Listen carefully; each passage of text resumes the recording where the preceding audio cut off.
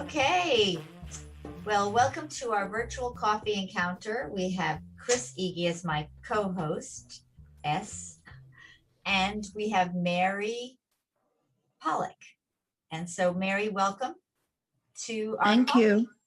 And Thank you. we all have I chose to bring my coffee cup today to be purple because Chris's favorite color is purple. And I know that you probably have teacups because you're from England, right, Mary? Yes, these are English teacups. Can we see how beautiful they are? Alex's auntie had this set. It's beautiful. It really She had the whole set.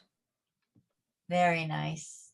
Is it lovely? Is it bone china or something? Yes. Okay. I think mine is too. Yes, it's Minton.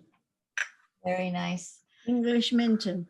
Well, our focus with the Holocaust Remembrance Association is to sensitize hearts to the issues of the Holocaust. And thank you for joining us with the coffee and tea today. And we have with us Mary, whose husband was a Holocaust survivor.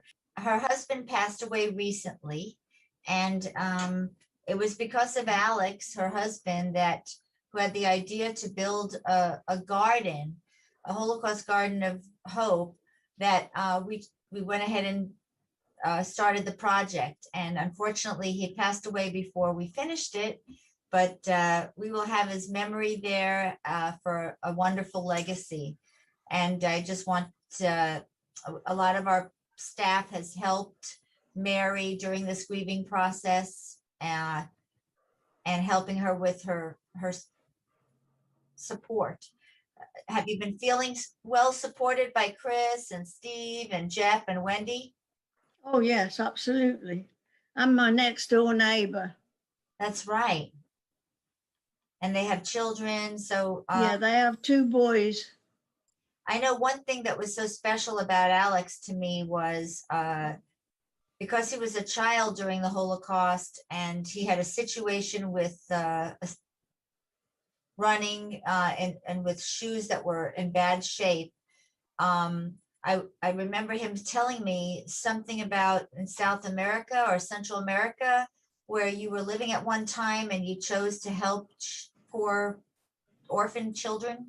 That was in Costa Rica. Tell us a bit about that. Why you guys felt so strongly about helping them and buying them shoes. Well, he felt that he needed to give back because people had given him so much during the years. And so he took his retirement money and built a school because the children had to walk through quite long grass to the school. So then he bought them Wellington boots. I know I went to a local store here and bought 40 pairs of Wellington boots, various sizes. And then when they had the Wellington boots, they needed satchels to put their books in.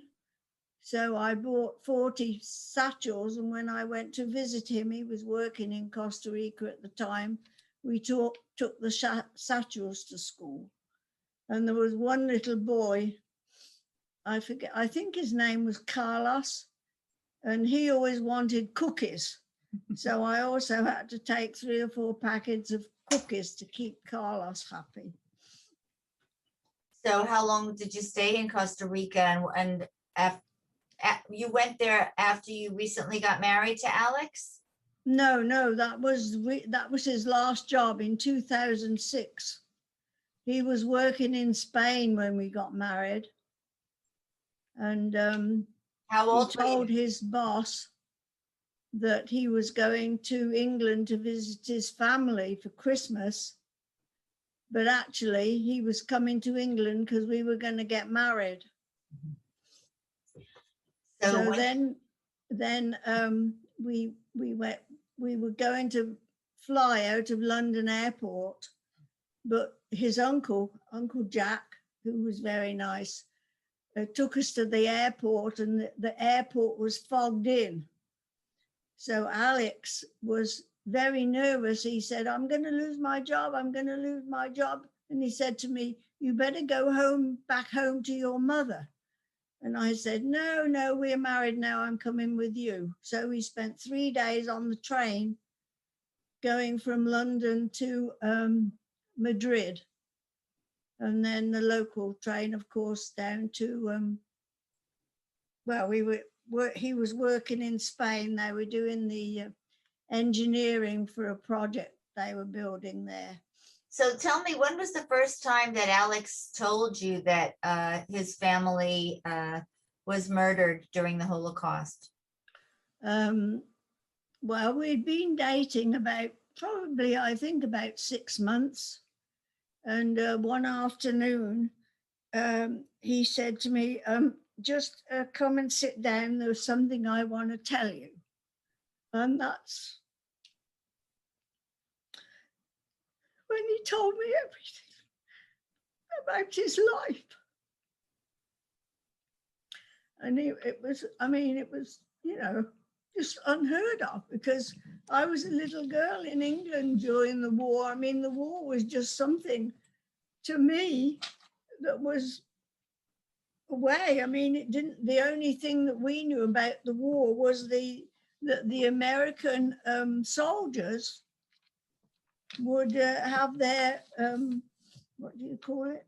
The tanks and things going through. Military. Yes, going through our village, because we had 2 American bases near where we lived. So when you were how old during World War, when all of this happened in England?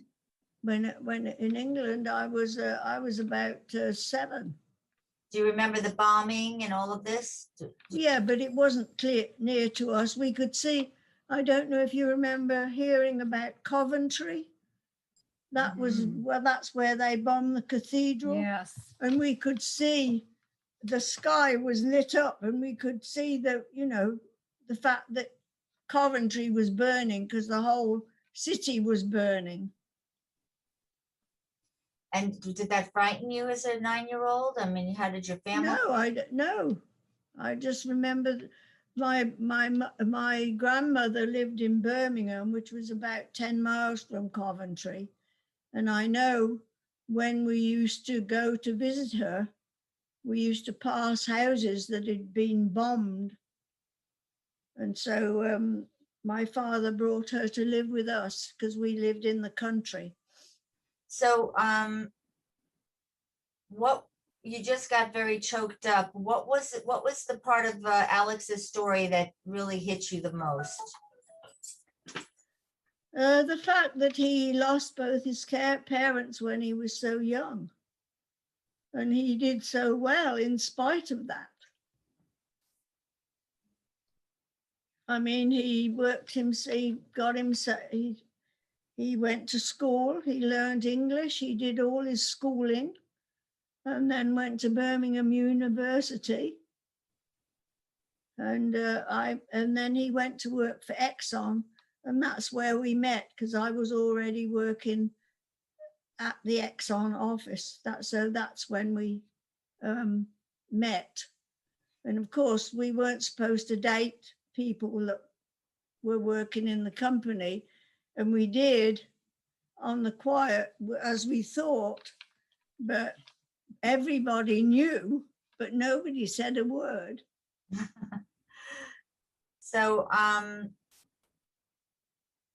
and I remember trying to play tennis with him one day, because I liked tennis, but he couldn't even hit the ball over the net. It was very funny. So we never did that after that. We used to go dancing, and he was very good at the cha-cha. oh, He just was like rubber moving, doing that. He loved it. how often did he take you dancing? Oh, he didn't take me dancing. That was when we had dances in the facility. We had a recreation hall, and they would have dances occasionally. So do you didn't see Alex as a victim type, weak, you saw him as a strong person. Oh, yes. Yes. always. Why do you think, did he tell you that there was a certain time in his childhood where he realized he just had to be tough and just to live, just to survive? And did he? No, he never gave up. No, he said he never gave up. He was in the earliest I think he remembers is they put him in to hide him. The woman that saved him and his sister and his mother. And can you say their names, please? Oh yes, Mrs. Joris, and his mother was Bertha, and his sister is Gisela. She now lives in England and she's married to a doctor. And no, he would never, very rarely get upset about anything. I think I only saw him cry twice. Once when his uncle Jack died. Mm-hmm. And once when we were in Japan and we went to Hiroshima. And the little children were out sitting out in their schoolyard, eating their lunches. That upset him. Mm-hmm. But basically, he didn't cry. When you said what upset him was the museum or the children, or what was it? Well, the combination of both. We went to Hiroshima and we saw the horrible things that happened to people. There, like there was little dresses and hair and everything from the people that were killed in Hiroshima. Because he was on an assignment for his job in Japan twice, once in the summer and once in the winter, and I went to visit him both times. And he liked the Japanese food also, which I didn't. I used to have to go to McDonald's and have a decent meal.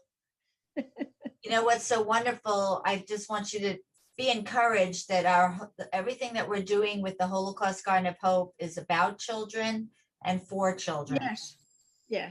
He would always, if a child needed something, he would always help. I mean, like he did in Costa Rica. Yeah. With that. We believe he's pulling strings from above, because it was like 2 weeks after he passed away, we got the permit. Oh, really? Mm-hmm. Yeah, nobody told you? No. 2 weeks after he passed away, we've been waiting 5 years for this permit to build this garden. We got the permit. Oh, really? Yeah. That was very strange. Yeah. Things do sort of connect.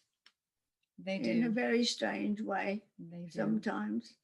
And another thing that was unusual, he loved my mother.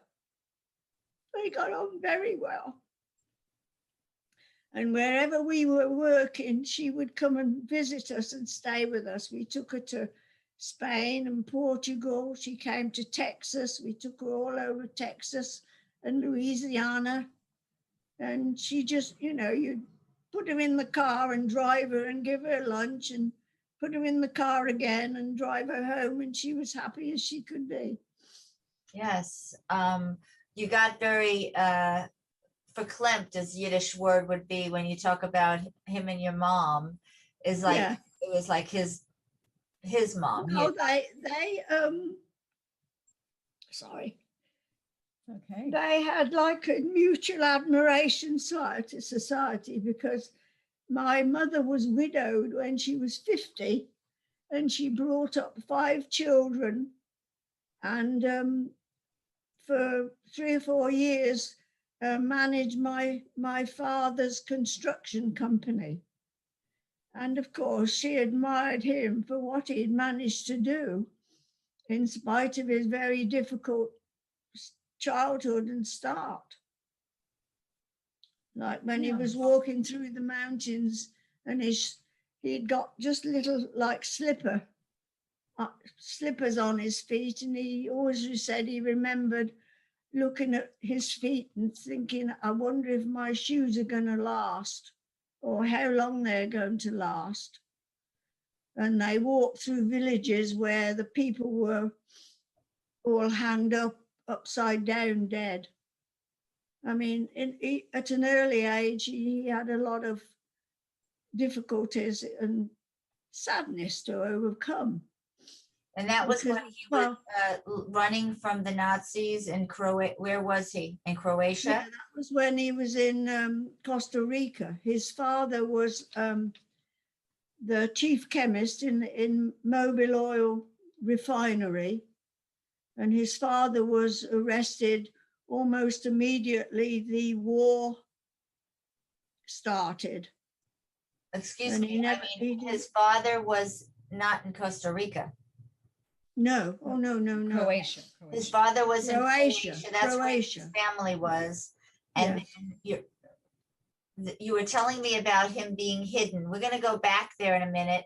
We'll be right back and give you a little taste of the other projects that we do. We'll be right back.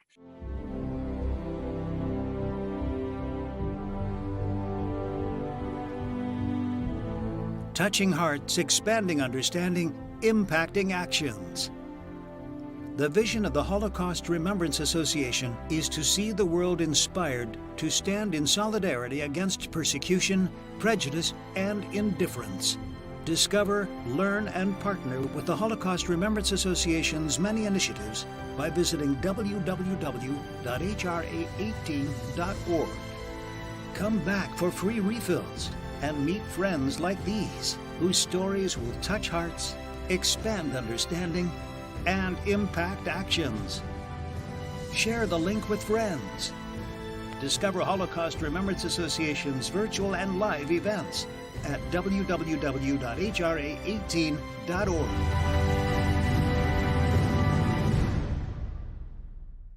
All right, welcome back to our virtual coffee. Do we have our teacups? Yes. Yes, we do. All right, here we are. We're going to talk about that, how thankful we are that Alex survived such travesty, right? Yes. So you were telling us that the Nazis came into Croatia and took his dad, Yes. and then there was this rescuer woman who worked there who hid his mom and him and his sister. Yes. Correct? Mrs. Uris was the lady that rescued his mother and him and his sister, Gisela. And for many years, actually, I wrote to her in English and she would write to me in German. So we both had problems translating, but we got to know each other really quite well. And Mrs. Uris, I'm glad that happened. Tell me what she did to help Alex. well, she hid his mother and his sister, and eventually they, through some military man, but I don't know what relation he was, and they managed to get Gisela to England, where she lived with her grandparents. And Alex, he had to go to a orphanage to hide him, which was run by nuns, and he would grow tomatoes in the garden, and he could eat them. And he also used to pinch the cream off the top of the milk that was left for the nuns. So he, was always looking for good food. So that was in Croatia, Yes. but wasn't there a point where I heard you say earlier, he was running and there he saw dead people hanging and Yeah, that was in Croatia. So why did he leave the orphanage? How old was he when he was? No, this was before he went to the orphanage. This was when his mother was still alive, or when he still knew where his mother was. Okay. And her mistake, he always said, was she wanted to go back to Zagreb to see if their apartment was still there. And of course, as soon as she went back, the Germans picked her up and he didn't see her again. In fact, he doesn't know where or how she died. So it wasn't just the Germans, it was the fascists from Croatia. Yes, as well. They yes, were yes. very happy to help. Because they were with the partisans in the mountains, he and his mother and his sister. And she chose to go back and check out the apartment. And she wanted to go back to Zagreb. And he said he begged her not to go, but she said she needed to go. And of course, she went to Zagreb, and the Germans picked her up immediately because they knew about her being with the partisans. His mother must have been a very intelligent woman. She spoke about 5 languages. So what happened then? How did they know to keep, I mean, they were waiting in the forest, Alex and his sister? Not his sister, Alex and who? Alex and his sister with the partisans, who were the communists? Yes, they were with the partisans. Okay, so the partisans were not necessarily Jewish, they were communists against the Nazis, right? And they were hiding in the forest? Yes, and she was working on the personal staff of Marshal Tito. She was? Because she spoke 5 languages. Okay. So they, the Germans, I suppose, obviously knew about her. She was a conspicuous person. Yes, yes. Wow. And his father was arrested at the Mobile refinery where he was the chief chemist. And he ended up in Jasenovac. Yes, it's a terrible. And Alex doesn't know how he died. When he went to Croatia once, I think it was in about 1997, and tried to find out. And he saw his father's name on the list of people that they killed, but he doesn't. And he asked the man, do you know that anything that tells how these various people died? And the man told him no, but they were either shot or hanged or put into slavery, doing heavy brickwork and stuff. And that's all he knew about his father. And what was his dad's name? Kalman. What? Kalman Pollak. How do we spell that? Kalman. Say it again. Kalman. Kalman. So and he was evidently from a family that was reasonably educated for those days. right. So how long was Alex? First of all, he was 9 years old. How old was his sister when they were going through the forest with the partisans? Gizzy is about 3 years younger than he is. She was. But they, as I say, they managed to get Gizzy to England through some military person that they knew. Okay. So Yeah. Alex traveled from Croatia through the mountains to where?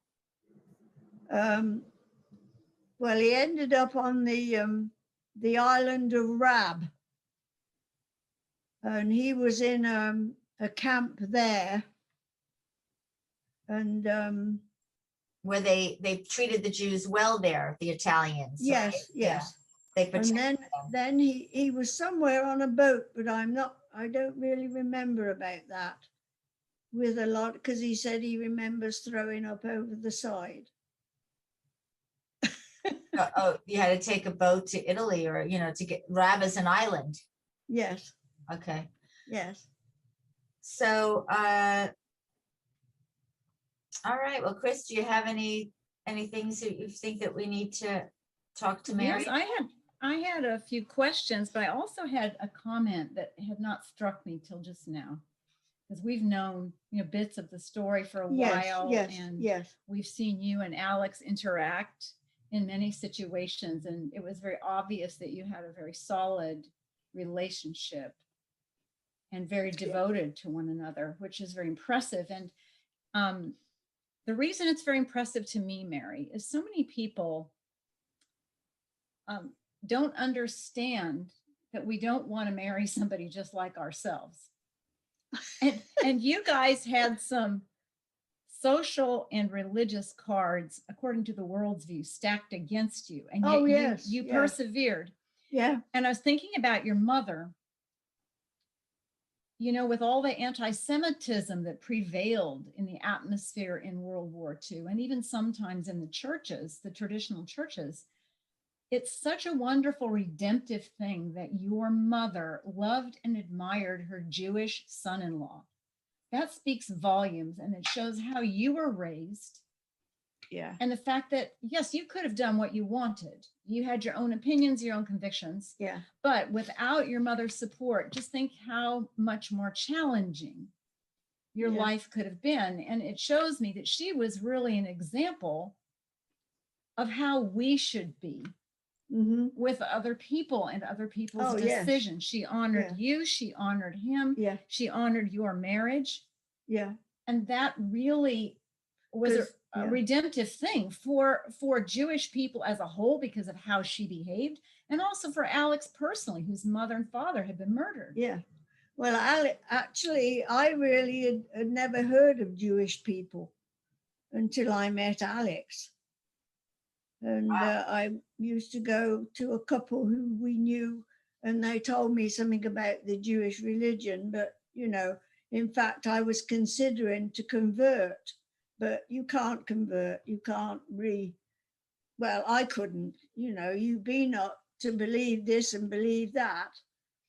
And I still do, but I also respect the fact that Alex had his religion. And I think that was a good basis for our marriage. The fact that we could accept and live with the profound, we were so different. People told us when we got married, it's never going to last. But we never had any problems, between ourselves, the two of us. You defied those predictions. And how many years would it have been this last December? 50 years. 50 years. We were getting married, getting ready to have a big celebration of 50 years. And I have our picture that we bought of Venice, because we'd both been to Venice, but never together. And we saw this film, this picture, so we bought it, and that was our wedding anniversary to ourselves. It's in my living room. It's a wonderful reminder. Well, could you maybe tell us, Mary, if you're up to it still? I know we've plied you with a lot of questions, but your insights are really important. And, my husband and I have known you guys for a while now. We've spent quite a bit of time with both you and Alex, but you were so gracious many times to let Alex tell his ideas. So we didn't always get to hear yours. And I would like to know what your greatest challenge was being married to him in the life that you shared. I'm not saying what was wrong with him. I'm saying, what was your challenge as a couple? And what was the greatest joy you shared? Well, I think it was trying to keep up with him. Because, when we first got married, he was here, there, and everywhere. We were in Spain. He was working on his project. We saw the whole of Spain, because he would do his night duty, and then we would get in the car and he would sleep, and we'd say, well, this weekend we'd go to Seville or Cordoba or wherever, Alicante. And we would get in the car and he would go to sleep and I would drive and get us there. And we would stay at the Paradors, which were already were very good. And particularly in Portugal, they would serve these gorgeous meals.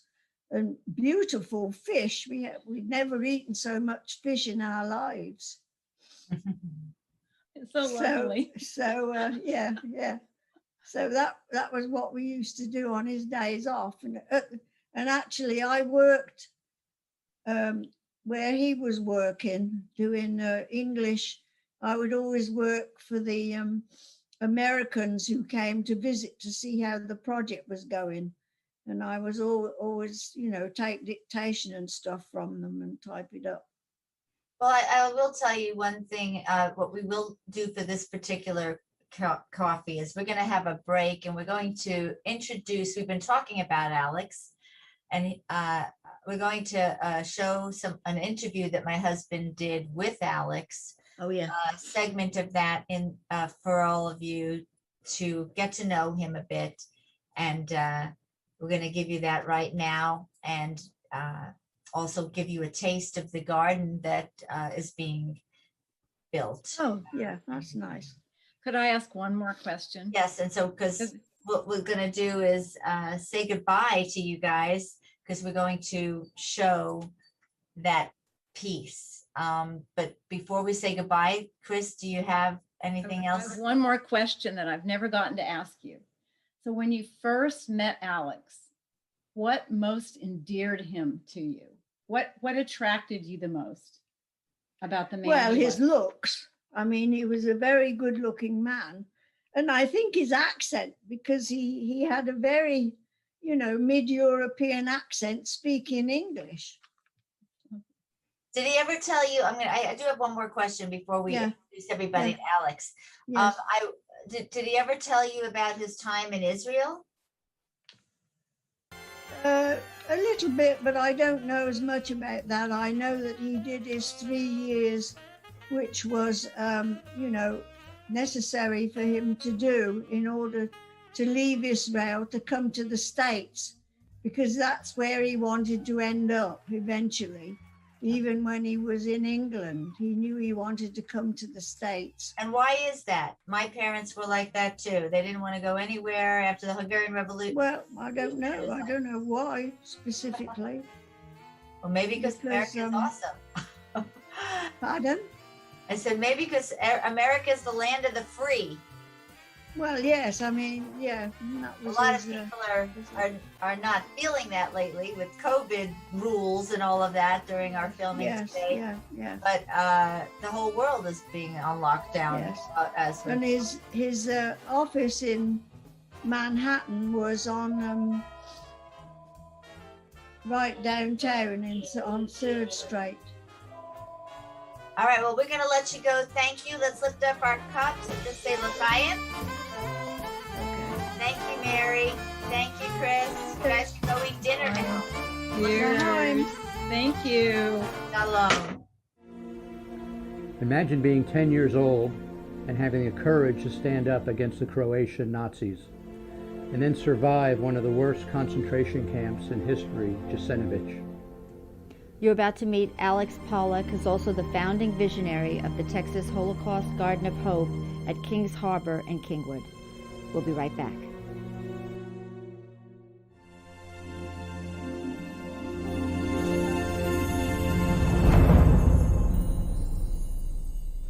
Alex Pollak, welcome to the crossover. Thank you. Glad to have you on. Alex, everyone has ups and downs in life. Yours were a lot more extreme. Let's start with, just give us a little bit about your story, where you were born and early childhood prior to the Holocaust.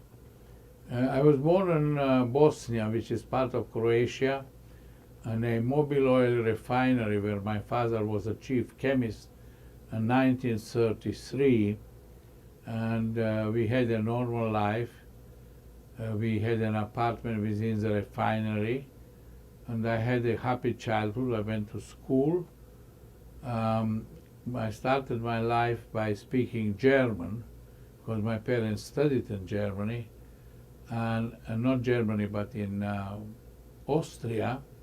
I went to school, and then suddenly in 1941, the things changed drastically. How old were you then? 1941. 1941, I was 8 years old. And what happened? And then suddenly the Nazis, Croatian Nazis came and took my father away from the refinery. My mother and my sister were hidden and taken care of by a lady from Austria, Denise Joris, who was our neighbor. And quite frankly, the important thing about it was, despite we had quite a few neighbors, only one, Mrs. Joris, and her husband, took care of us by changing our name and finding us an apartment outside the refinery. So your mother, your sister, and me you were taken away. were taken. Dad was taken away. So, okay. Did you No. think you were going to see him the next day? I mean, all of a sudden, in one day, he's taken Well, away. I must tell you a very unusual occurrence. My life really was also guided by the science, very unusual science. I had a dog, a black dog, and I saw the dog walking away from me. And then I realized at that time, at the age of 7 or 8, that my life is going to change. And I suddenly realized, and that was a guideline through my life, the science. Now, the interesting thing about my father was that he was one of the first prisoners taken to Jasenovac. And as I said, my family, my mother and me and my sister were taken care of by Mrs. Joris. So Dad was taken away. When that happened, your neighbor immediately helped you? Only one neighbor Right. out of 20. Okay. So the presence of the Croatians was already there, but now this was a new event, Exactly. taking people.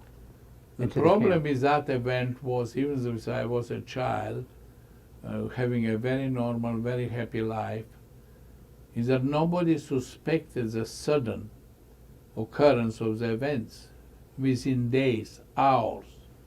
Was there a particular moment that created that change that you remember? Yes, the moment they took my father away, suddenly.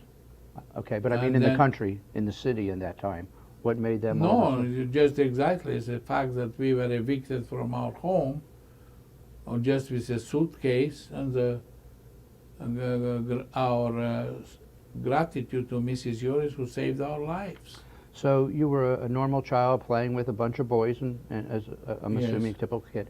So when you played with these children, did they? Were they Jewish and also non-Jewish? No, they were not Jewish. And did it really matter that you were Jewish No, to a kid? no, You just played. yes. Did it change dramatically then afterwards, the way children? Well, the interesting thing is Interact. that I never had a childhood after that. I was on the run, I was in a concentration camp, I didn't go to school. So you were living now outside the city. Explain to us Yes. what that life was like there now. Well, we had a small apartment, and then we changed our name, and our residence around the refinery was a danger. So Mrs. Joris helped us to go to the Adriatic coast, which was in the control of the Italians and not the Croat Nazis. But despite the fact the paper were changed and we were taken to the camp on the island of Rab in 1942, which was a camp designed for the children and women. Men, of course, went to Jasenovac, which was a death camp. So you're saying a camp for children? And women, yeah, that's where I was, under the Italian rule. Okay, and what was life like in that camp? Interestingly enough, well, it was really the old barracks from I think a army Italian camp. Was reasonably well constructed. The amount of food and health conditions were marginal, to the extent that in 1943, when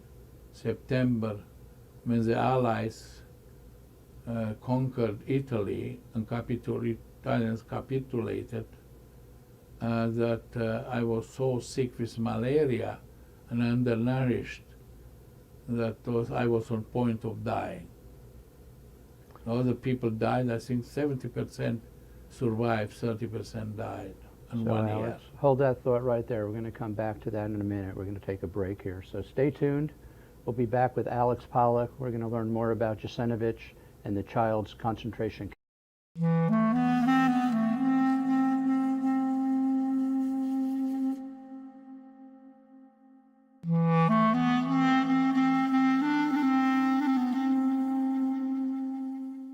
Wir leben in einer Zeit, in der wir uns aktiv an den Holocaust erinnern müssen.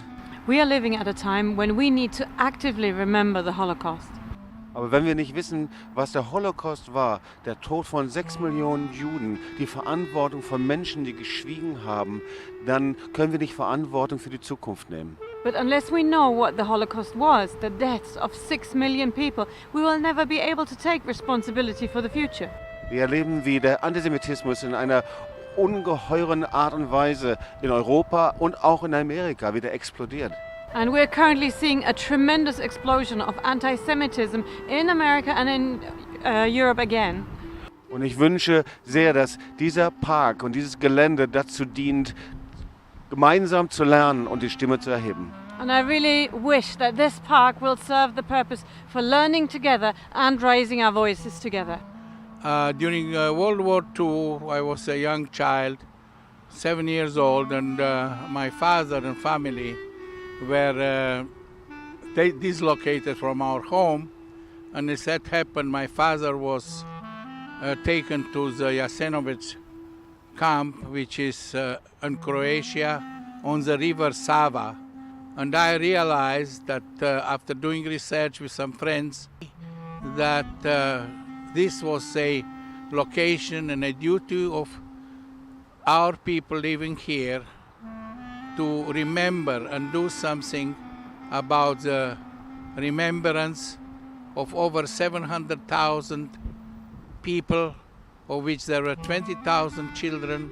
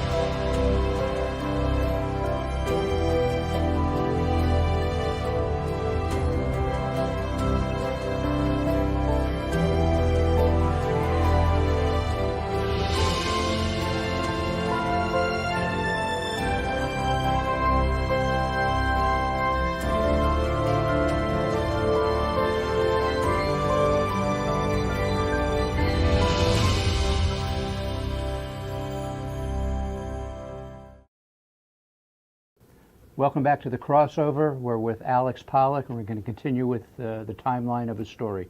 Alex, take us from the apartment where Mrs. Denise Juris has basically rescued and protected you. Take us forward. Well, at that time that we were at the apartment, Mrs. Juris prepared for us paper with new names.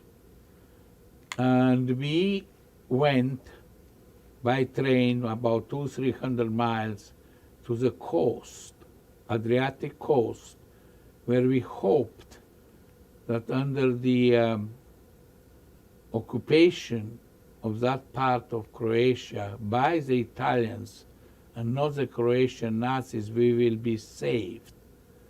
But that was not the case. We were taken to a camp, an island of Rab, which was just for women and children. We stayed there between 1942 to September 43. September 43, we were liberated by the Allies, and we fled on a little ship to the coast, on the main line of Croatia and joined the partisan forces because the country was still divided because the Croatian Nazis and the partisans. And what is a partisan, Alex? The Define it. partisans were the nationalists or people that fought for the freedom of the country, and that included the Serbs, the Croats, the Jews, the non-Jews. And they were under the command of Marshal Tito. Besides Marshal Tito's partisans, there was a fraction called Chechniks, who were dedicated to only to Serbs, but they were a small fraction. As the war proceeded in Croatia, my mother was taken by the Nazis and she was murdered somewhere, I think in Germany. My sister was saved again by Mrs. Joris, but I was left on my own. And Did you ever see your father again after they took him? never. My father's history is a very interesting one. Namely, is that he was taken to Jasenovac, which had a brick factory. And my father was one of the first. And these men were making these bricks on which they put their names on the bricks before firing them. So Alex, at 10 years old, here you are part of the partisans. Your mother is With me. with you, and how's she even holding up at all? Well, she was holding up, but I could see that the situation affected her mentally. And nothing you can do about it. And Some people survive Holocaust, some people give in. so what were your eyes seeing that? Mine is an incredible situation. I don't know even today why. I just didn't believe not surviving it. What were some of the things you saw that were just Well, it's just a atrocious? total. I divorced myself totally from the events. I just flow with the events. Probably as a child, I enjoyed the adventure. And it was an adventure for the simple reason that I would go with the partisans, which went to, and I remember distinctly, they went to destroy certain railroad lines, because that was the main line that went from Greece to Germany or west, on which the Panzer Division of Marshal Rommel. With the partisans at the time, and this is where my mother was, there were Americans and English special forces who actually did the demolition, set up the explosive. And I would go with them just for the hell of it. Anyway, I didn't know what else to do. And that was quite a thing. I saw movies about it, but there's nothing like the reality. What your wife said, and it's true, I remember it, when we came back and went to another mission, there were small villages all over Bosnia and that area, were small villages that have been there for hundreds of years, maybe, with 100 people, children, wives, and so on. And this is what I never forget. When we went to another mission, next day, we saw the whole village, men, women, and children, hanged by the trees, beautiful trees. And I'll remember that. That was their revenge. And that was not only inhuman, it was beyond being inhuman. So Alex, we cannot even imagine what your eyes have seen. Incomprehensible that 100 people are just hung on trees and you're a 10-year-old witnessing this. One more example is, and it is part of my personality really is, during the war, during the partisans, of course, and I remember this distinctly, I didn't have normal shoes. Those shoes were made out of the leather of a goat. And I was working in 1943 winter on very bad terrain with stones and so on. And I suddenly realized my shoes are giving up. I looked at my shoes and I realized that was a lesson of a lifetime. I said to myself, okay, one thing is being sick out of the island of Rab and nearly dying. Failure of my shoes will be the end of me, because there was no shoes. There was nobody to repair them. And I really concentrated, and I said to myself, those shoes have to last for at least another few days till we get to a safe situation. And that is the secret of my survival. I don't look at my surrounding only with the immediate surrounding that could endanger my life or continuing to live. And that was a lesson of lifetime. And my success as a chemical engineer. Alex, let me go back there. How did you mentally survive?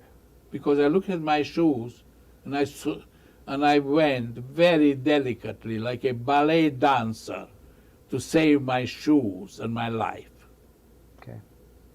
That is unusual. So, yes, Alex, you are one of the few that were able to not only survive but fight. It's a whole difference than those who were just victims and survived. Correct. So bring us to modern times. So the world we're living in now, are we missing anything in America? Are there warning signs that are out there that are the same signs you saw back in the past when you were a partisan? Yes. I'm very, very perturbed by these supremacists, white supremacists, the happenings that came in Texas and in Ohio. Those are the signs of a great danger. Now this is even worse from what that I was through. These people have automatic weapons. These people can have access to nuclear bombs, and will be a new Holocaust if we are not careful. Nuclear Holocaust or armed Holocaust. So Alex, what legacy are you trying to leave as an 85-year-old right now before your time comes? 5 years ago, I was in Kingwood on Kings Harbor. I sat in a restaurant and I looked over the water. That reminded me of Yasenovats. It suddenly was how shall I say, a sign. And I have been trying, and with your help, to get at that site and make a Holocaust park. Alex, expand a little bit on the partisans and the liberation of the camps.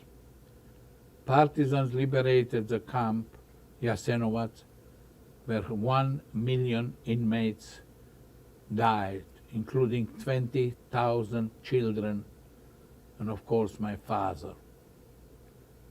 The horror of this camp was that whoever was capable to work in Germany in Auschwitz, they were sent to Auschwitz.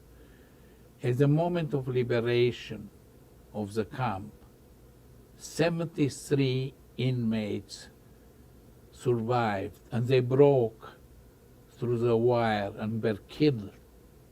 So when the partisans liberated Jasenovats, it was only very few that survived.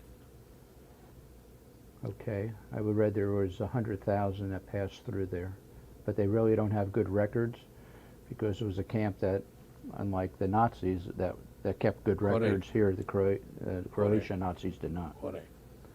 So, Alex, in your life, there was one person that changed the course of your life, that you were able to come to America, start all over, be successful, be an engineer, and you worked with engineers on the Manhattan Project. Yes. Because one person, Denise Uris, came into your life.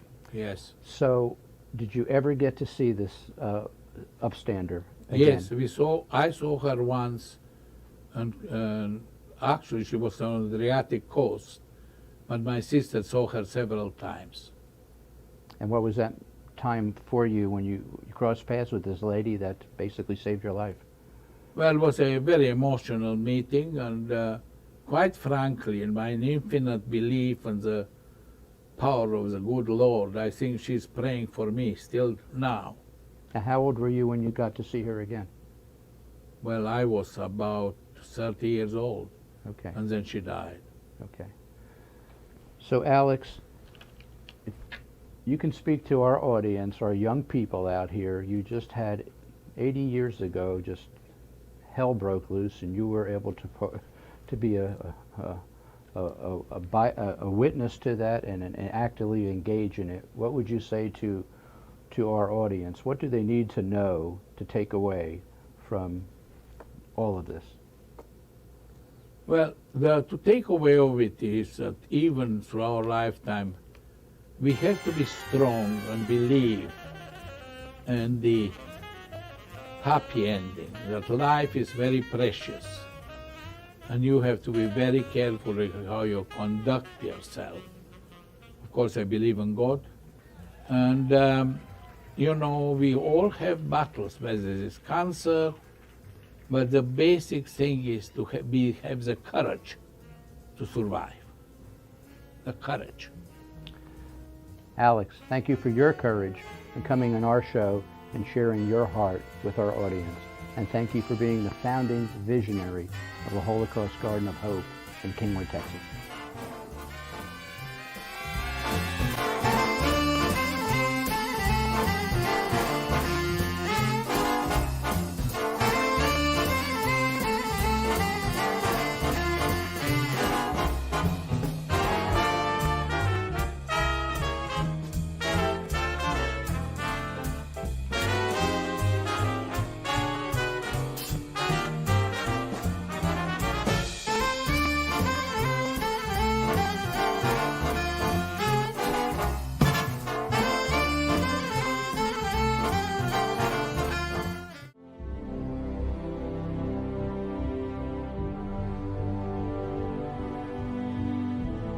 Touching hearts, expanding understanding, impacting actions. The vision of the Holocaust Remembrance Association is to see the world inspired to stand in solidarity against persecution, prejudice, and indifference. Discover, learn, and partner with the Holocaust Remembrance Association's many initiatives by visiting www.hra18.org. Come back for free refills and meet friends like these, whose stories will touch hearts, expand understanding, and impact actions. Share the link with friends. Discover Holocaust Remembrance Association's virtual and live events at www.hra18.org.